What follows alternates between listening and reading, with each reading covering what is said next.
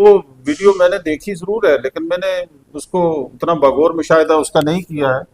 आपने देखी होगी तो आप उसकी थोड़ी सी तफसील बता दीजिए, फिर उसके देखते हैं उसमें क्या है।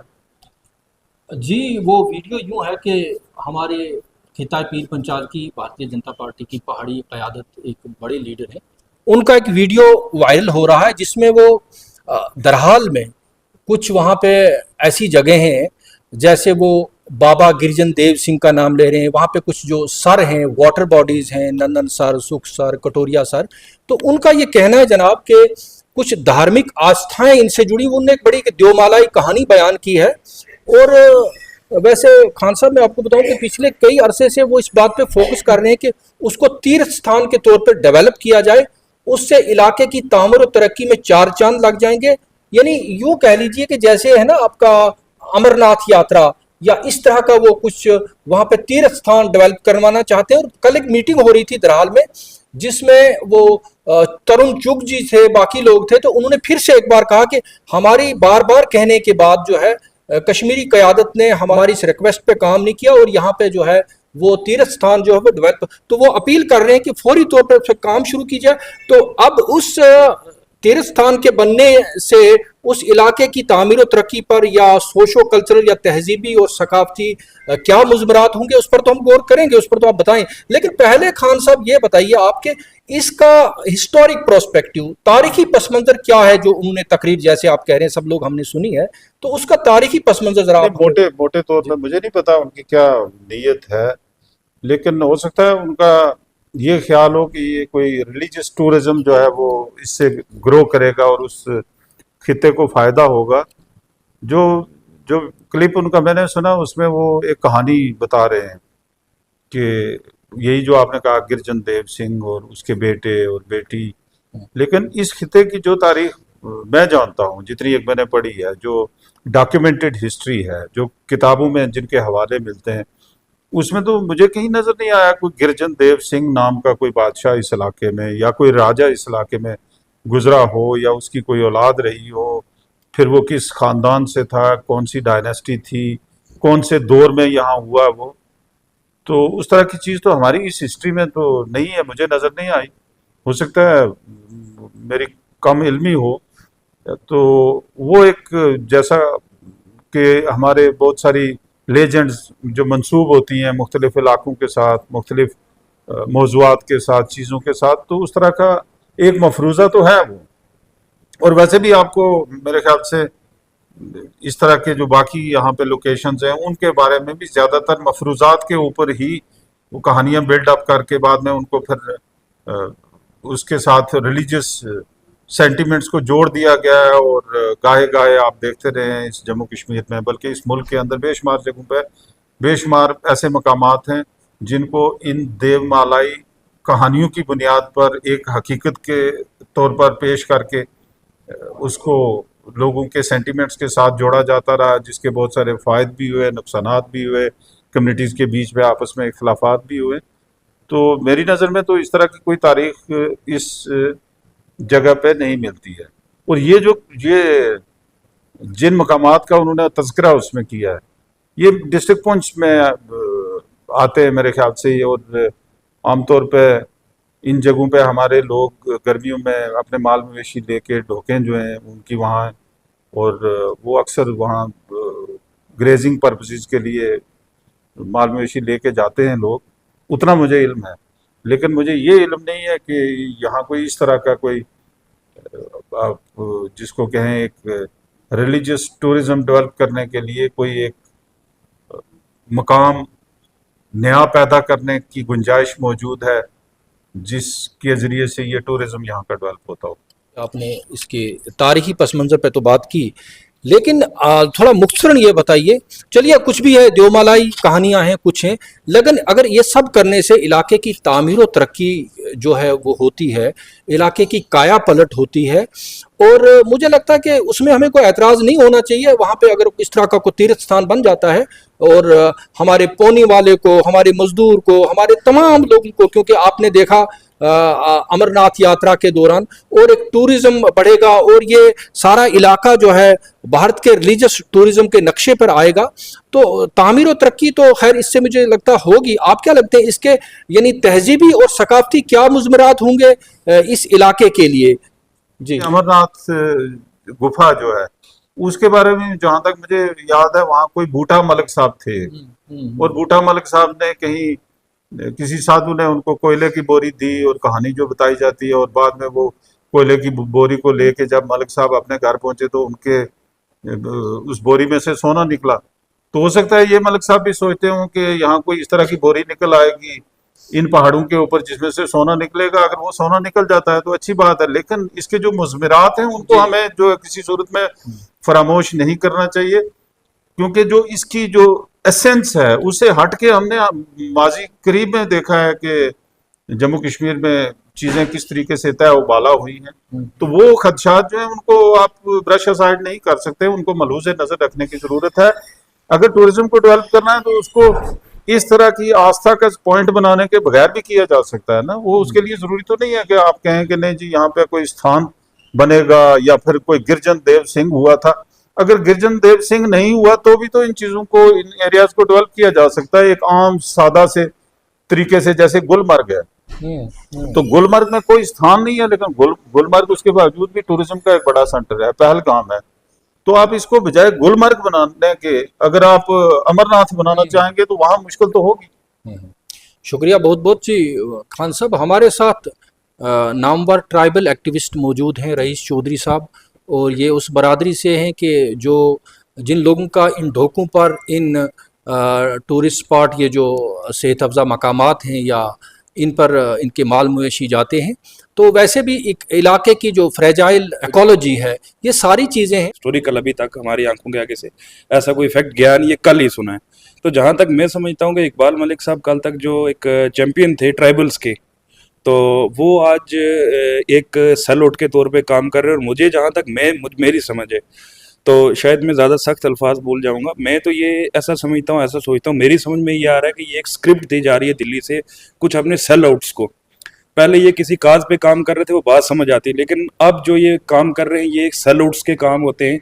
ये एक मुझे लगता है कि एक स्क्रिप्ट दी गई, एक जियोग्राफिकल इन्वेजन जिसको कहते हैं, मैं ये समझता हूँ कि इन इलाकों पे उसके एक स्क्रिप्ट दी गई है। और वो उनका जैसे आप देख रहे थे कि उन्हें पूरे एक, आप देखो जैसे बच्चे को आप रट्टा मरवाते हैं, आप जाके वीडियो दोबारा देखें, मैंने बड़ी गौर से और काफ़ी बार वो वीडियो देखी है।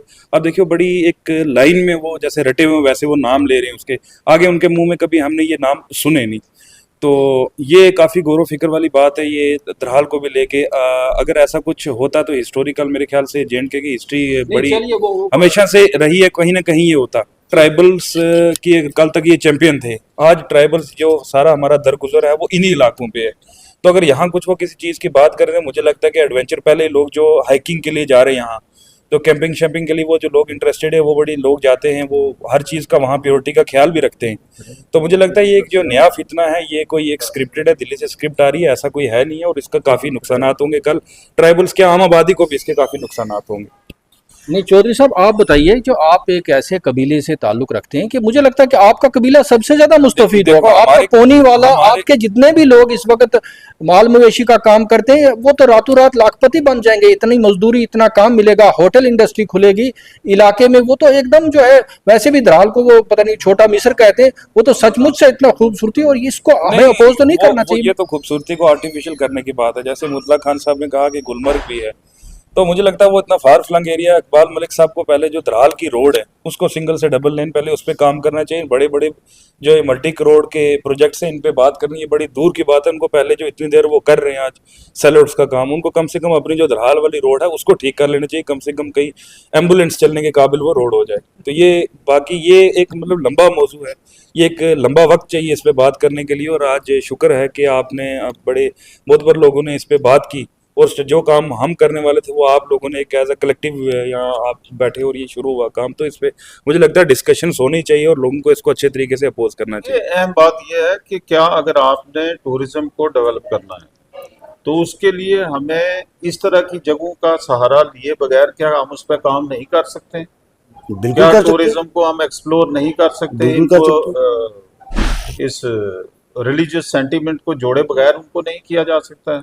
बिल्कुल तो होता है। क्योंकि ये इस तरह के मौजूआत हैं जिन पे कल कंट्रोवर्सीज खड़ी होती हैं, और माजी में हमने देखा है जम्मू कश्मीर में तो बहुत तबाही हुई है इसको लेके। क्या सियाहत को फरोग देने के क्या लिए सियाहत, हाँ, गिरजन देव सिंह साहब का पैदा किया जाना जरूरी है? नहीं, सवाल इस पे हम मुतफिक नहीं हैं। टूरिस्ट स्पॉट को अगर टूरिस्ट स्पॉट के जरिए, जैसे पहलगाम में, वहाँ क्या है, वहाँ कोई मंदिर वहाँ नहीं है, वहाँ कुछ भी नहीं कुछ है भी इस नहीं। तरह का। गुलमर्ग में क्या है, एक अच्छा इंटरनेशनल टूरिस्ट तो स्पॉट वही है। अब इशू ये है कि क्या ये गिरजन देव सिंह की स्टोरी बीच में लेके आना, इसके पीछे क्या दास्तान है? ये अल्लाह ही जाने बेहतर कि मैंने मेरी उम्र 50 साल से ऊपर हो गई है, मैंने भी इन गिरजन देव सिंह का नाम नहीं सुना आज तक। मैंने भी इसकी हिस्ट्री पढ़ी है सारी।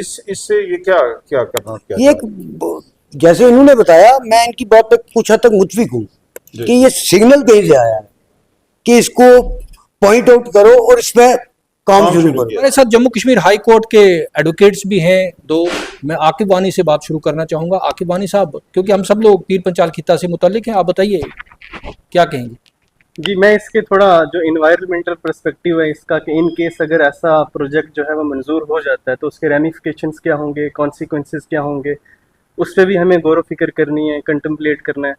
तो इससे पहले अगर हम एग्जांपल लें अमरनाथ की फॉर इंस्टेंस, तो वहाँ पे हमने देखा कि क्लाउड ब्रस्ट काफ़ी मरतबा हुए हैं due to human intervention. Waste generation बहुत ज़्यादा हुई है जब इन्फ्लक्स हो रहा है टूरिस्ट्स का बाहर से, जिसका कोई रोकथाम नहीं है। लाखों की तादाद में लोग आ रहे हैं और इस ऐसे इलाके में आ रहे हैं जो इकोलॉजिकली बहुत फ्रेजाइल है, जहाँ पे लैंडस्लाइड्स होने का खतरा बढ़ जाता है, वल्नरेबल स्पॉट्स हैं। और ये जो हमारा खिता है जो अभी ज़ेर बहस है, दरहाल से ऊपर वाला, यहाँ पे तो इसको तो 7 लेक्स का कहा जाता है स्पॉट है।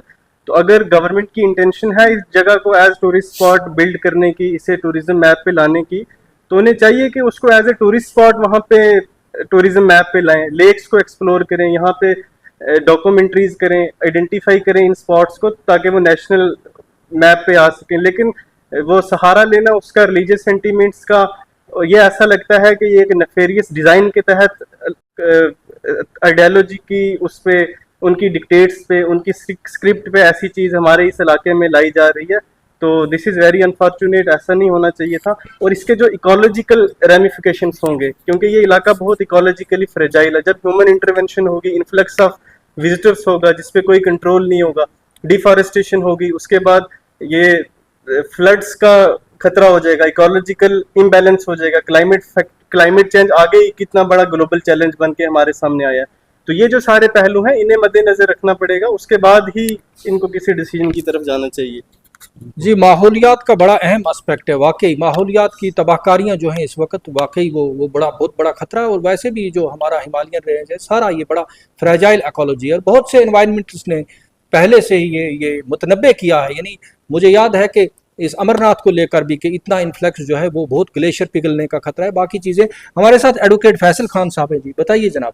जी, बिल्कुल नज़दीक में ही हमारे कुछ लोग, अब नज़दीक से मुराद वक़्त है कि एक तबका ऐसा पैदा हो गया है सियासी और समाजी तौर पर, जो ख़ुद में ये चीज़ बताता है और कहता है कि हम इस खित्ते की सियासी और समाजी नुमाइंदगी करते हैं, मगर वो सियासी और किसी किस्म की भी सियासी और समाजी नुमाइंदगी नहीं कर रहे हैं, बल्कि वो एक सौदा कर रहे हैं इस इलाके का। सियासी ज़रिए से भी आप देख लें और समाजी नज़र से भी आप देख लें, एक सौदा कर रहे हैं ये। और वो जो इस तरह से बता रहे हैं कि हम किसी तबके के नुमाइंदे हैं, वो बिल्कुल, उन्हें किसी तबके की हमायत हासिल नहीं है। अगर वो किसी चीज़ के लिए काम कर रहे हैं तो वो उनके दरपर्दा अज़ाइम हैं जिनकी उनको स्क्रिप्ट पढ़ाई गई है और वो उसी को ही लेके आगे चल रहे हैं। जो टूरिज़म की बात की, जनाब साहब ने बात की, रईस साहब ने बात की, बाकी साथियों ने बात की, टूरिज़म और मज़हब ये कोई लाज़िम और मुलज़ूम नहीं है। टूरिज़म को इंडिपेंडेंटली एक आइडेंटिटी के तौर पर आप परसू कर सकते हैं, उसको कैरी कर सकते हैं। इसके साथ एक मज़हब को जोड़ देना, ज़ाहिर सी बात है, आप किसी एक तबके की सेंटिमेंट्स को कैरी करेंगे तो दूसरा तबका इससे हर्ट होता है। तो इससे माशरे के अंदर जो बॉन्डिंग है उसके ख़राब होने का बड़ा ख़तरा है। और जिस वीडियो के गुफ्तगू यहाँ से शुरू हुई थी उसमें तो बिल्कुल सामने मालूम होता है कि वो पढ़ी पढ़ाई बातें, एक देवमलाई कहानी सुनाई गई है जिसके कोई तारीख़ी पस मंज़र नहीं है, कोई हवाला नहीं दिया गया। जिस तरह हमें कोई दादी अम्मा कहानी सुनाया करती थी, इस तरह की कहानी सुना दी गई है और उसकी बुनियाद पे एक स्थान या इस तरह का कोई मामला करने की तजवीज़ें पेश की जा रही हैं। ये कतन काबिल कबूल नहीं है और ये चीज़ ज़ेर बहस आनी चाहिए, गुफ्त शनीद का हिस्सा होनी चाहिए कि हम बिल्कुल मजम्मत करते हैं, अपने लोगों को आगाह करते हैं कि ऐसे सौदागरों से बाहोश और बाखबर रहें और इनके किसी झांसे में ना आएँ और आंखें खुली शुक्रिया शुक्रिया। अब आखिर में मैं चाहूंगा कि एक सेकंड। मुर्तजा खान साहब आप नहीं, इसको मैं conclude करें और एक पैगाम दें। कंक्लूड नहीं करूंगा, मैं एक चीज कहूंगा। देखिए, मैं उनकी नीयत पे शक नहीं करूंगा, क्योंकि हो सकता है उनकी नीयत सही हो। इंसान बेखबरी में जो है ना बहुत सारी बातें कर देता होता है, कई कंफ्यूजन जो है ना उसको खुद पता नहीं होता मैं क्या कर रहा हूँ। हम छोटे बच्चे थे तो हमें किसी ने कहानी सुनाई थी कि दो लड़के थे, उन्होंने गुलेल बनाई, और ये टिड्डे नहीं होते, टिड्डे मारने और निशाना अपना चेक करने के लिए उन्होंने शुरू कर दी एक्सरसाइज। तो एक ने पकड़ी गुलेल, उसमें पत्थर डाला तो टिड्डा बैठा एक जगह से, वहां से उठ के वो दूसरी जगह गया, तीसरी जगह, तो आखिर में वो दूसरे के सीने पे जाके बैठ गया। तो जिसके सीने पे बैठा था उसने तो उसको आवाज दी, ऐसे करके इशारा कहा और के इधर बैठा हुआ है कि तूने निशाना लगाना है तो इधर लगा मेरे सीने पे। उसको ये नहीं पता था कि ये मेरे सीने पे पत्थर मारेगा, वो ये सोच रहा था कि टिड्डा इस वक्त आया हुआ है निशाने के ऊपर। अगर तो इस तरह की कोई बेवकूफ़ी करता है इंसान, वो दूसरी बात है। लेकिन अब देखिए, इसमें होता ये है कि बहुत सारे दानिशवर बन जाते हैं प्रोसेस के अंदर। वो आपने सुना होगा, वो एक इस्तेलाह है आम के लंडे के दानिशवर। लंडा बाजार नहीं होता, जैसे फ्ली मार्केट होती है जहाँ पुराने कपड़े, फटे पुराने कपड़े बिकते हैं। तो इस तरह की दानिशवरी के चक्कर में कई बार इस तरह के बड़े नुकसानात हो जाते हैं जिनको समेटना बाद में मुश्किल होता है।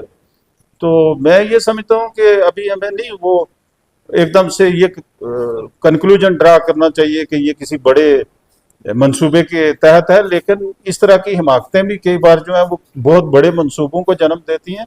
एक बात उसमें मुझे जो थोड़ी सी लगी सीरियस, वो ये थी कि अगर ये खाली तकरीर होती तो फिर तो बात ठीक थी। उस तकरीर के फॉलो अप में वहां से हेलीकॉप्टर को लिया गया, उस पूरे एरिया की रेकी की गई, उनको विजिट किया गया, उनको स्पॉट किया गया। वो जो है ना वो बहुत सारे खदशात पैदा करता है, लेकिन उसके बावजूद भी मैं ये कहूँगा कि हमें पॉजिटिवली इसको लेना चाहिए कि हो सकता है ये वही लड़े के दानश्वर वाली कहानी हो, इसमें कोई उस तरह के सीरियस अज़ाइम ना हो।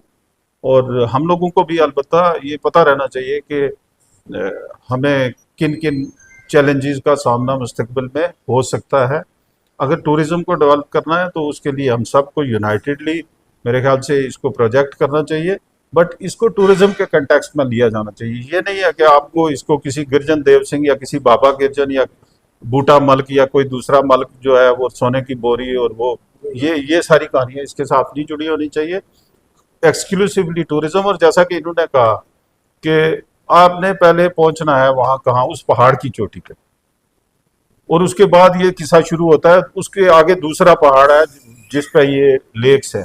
तो आपको उस पहले पहाड़ तक पहुंचने के लिए भी मेरे ख्याल से आपकी कनेक्टिविटी का कोई बंदोबस्त ही नहीं है। पहले आप उस पर फोकस कर लीजिए, और फिर दूसरा इशू ये आएगा जो ट्राइबल वाला, वो भी एक इशू है। और वैसे मैं सच्ची बात कहूँ कि ये गिरजन में मेरी भी डोक है, तो अगर वो भी एक पहलू है जिनको देखना है हमें, उससे जाति किसी के कोई इंटरेस्ट का सवाल नहीं है। सवाल ये है कि कलेक्टिवली ये इकोलॉजी को कैसे, रिलीजियस सेंटिमेंट को कहीं तो नहीं कोई इशू क्रिएट करेगा, फिर वहाँ पे जो पास्चरिंग का एक प्रोसेस है उसमें ये चीज़ें हर्डल तो नहीं बनेंगी। तो ये सारा कुल मिला के एक होलिस्टिक व्यू लेने की ज़रूरत है। इस पर एक डिस्कशन होनी चाहिए, पीर पंचाल के लोगों के अंदर भी होनी चाहिए, कंसर्न जो लोग हैं उनके अंदर भी होनी चाहिए, और ये टिड्डे मारने वाले जो शिकारी हैं उनको भी ये समझना चाहिए कि आप टिड्डा तो मरवा रहे हैं, कहीं अपना मुंह सिर ना तोड़वा दें उससे। बहुत शुक्रिया। बहुत बहुत शुक्रिया। मुझे लगता है जो बहस आज हमने यहाँ बैठकर इसको आपने इग्नाइट किया है, ये डिस्कोर्स बनेगा और खिताई पीर पंचाल के तमाम जी शहूर दानिश्वर लोग जो इस पर गौर खोज करेंगे और इसके मुज़मरात पर बतौर ख़ास, ऐसा ना हो कि ये किसी बहुत बड़ी तबाही का पेशखेमा साबित हो। तो इसके सारे एस्पेक्ट्स पर देखकर जो है वो लोग पर इस पर एक राय हमवार करनी चाहिए, कंसेंसस डेवलप करना चाहिए। बहुत बहुत शुक्रिया।